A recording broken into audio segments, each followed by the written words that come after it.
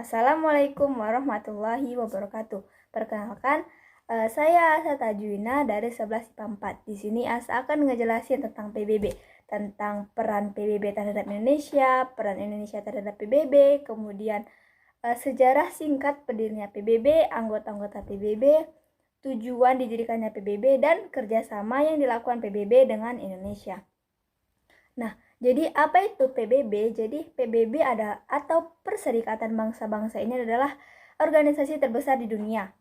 Nah, jadi PBB ini menaungi negara-negara di dunia yang memiliki visi dan misi yang sama. Nah, jadi gimana sih sejarah berdirinya PBB? Presiden Amerika Serikat pada masa itu, yaitu Franklin D. Roosevelt, itu mencetuskan nama PBB atau Perserikatan Bangsa-Bangsa. Nah, gagasan ini pertama kali muncul pada 1 Januari 1942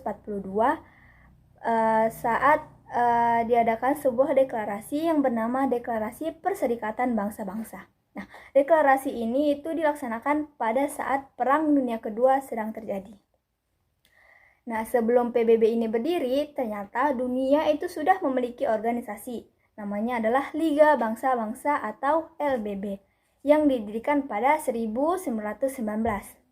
Nah, LBB ini bertujuan untuk mempromosikan kerjasama internasional guna mencapai keamanan dan kedamaian. Nah, namun LBB ini dihentikan aktivitasnya karena dianggap tidak mampu mencegah terjadinya Perang Dunia Kedua.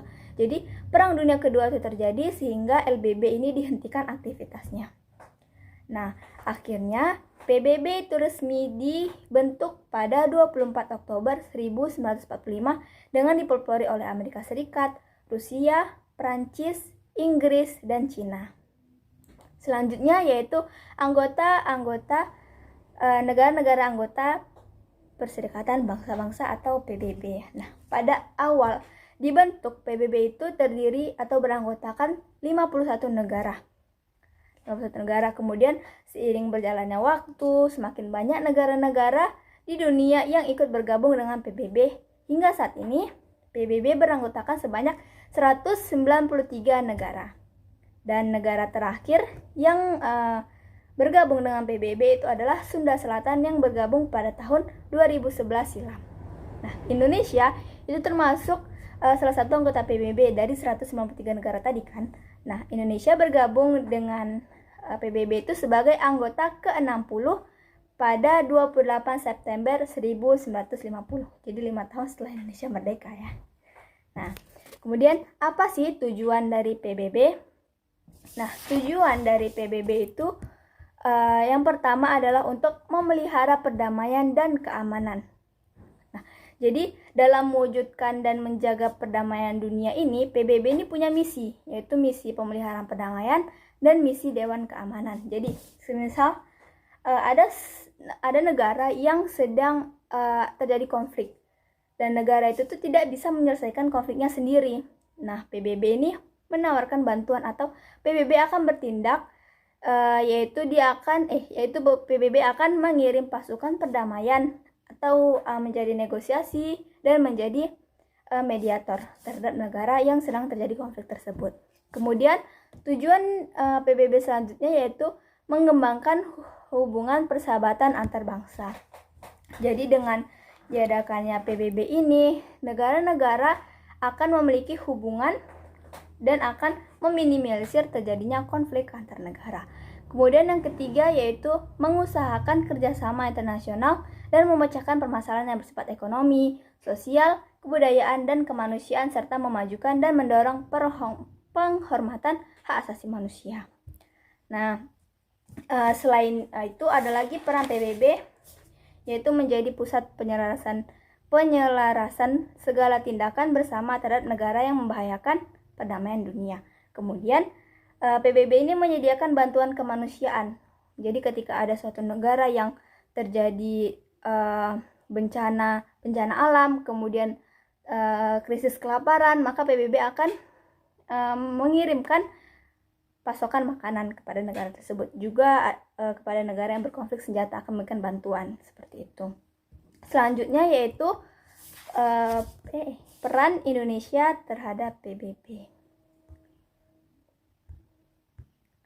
Nah, peran Indonesia terhadap PBB yang pertama adalah mengirimkan pasukan Garuda di bawah naungan PBB. Jadi Indonesia ini pernah mengirimkan pasukan dalam misi Garuda ke beberapa daerah negara yang terlibat konflik di dunia. Jadi seperti Indonesia itu pernah mengirimkan pasukan Garuda tadi ke Irak, pernah juga ke Kamboja, pernah juga ke Vietnam, seperti itu.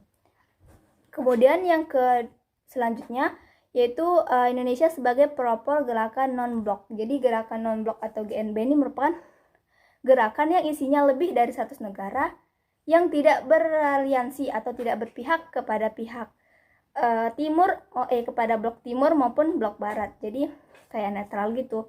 Dan Indonesia merupakan salah satu pelopornya di pelopor gerakan non-blok ini. Kemudian selanjutnya yaitu Indonesia mensponsori Jakarta Informal Meeting atau JIM-1. Kemudian Indonesia juga menjadi anggota tidak tetap dalam Dewan Keamanan PBB. Kemudian menjadi anggota Dewan HAM dan menjadi anggota Komisi Hukum Internasional Perserikatan Bangsa-Bangsa. Nah, kita tadi sudah bahas peran Indonesia ke PBB, selanjutnya peran PBB kepada Indonesia. Nah, peran PBB ke Indonesia itu yaitu pada masa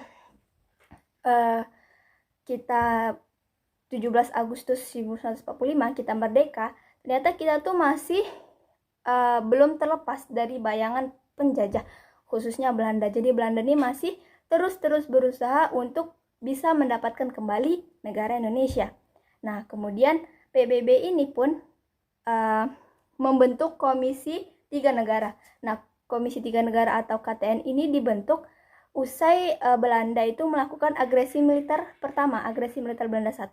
Nah, setelah usai agresi militer Belanda 1, PBB membentuk Komisi 3 Negara yang isinya itu untuk menghubungkan antara Belanda dengan Indonesia gitu. Nah, tapi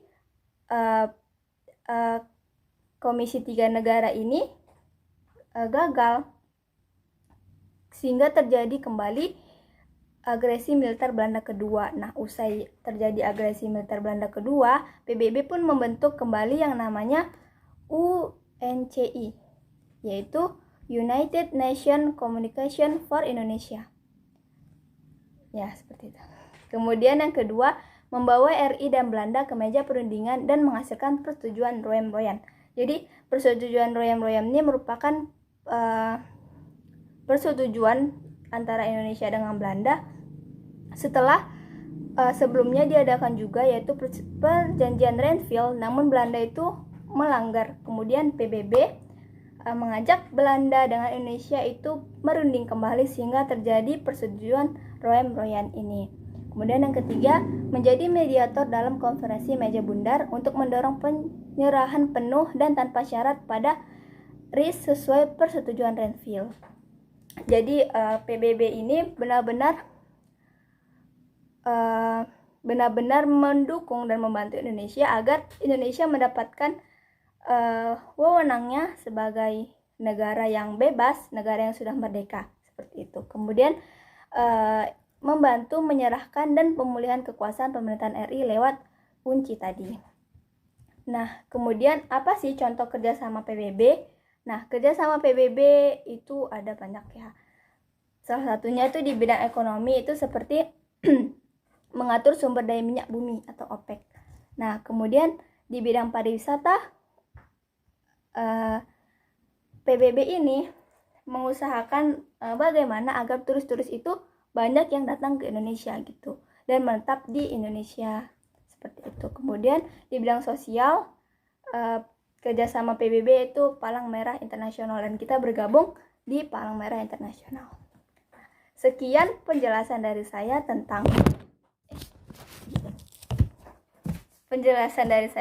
PBB.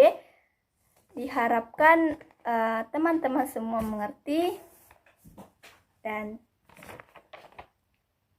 terima kasih. Bye-bye.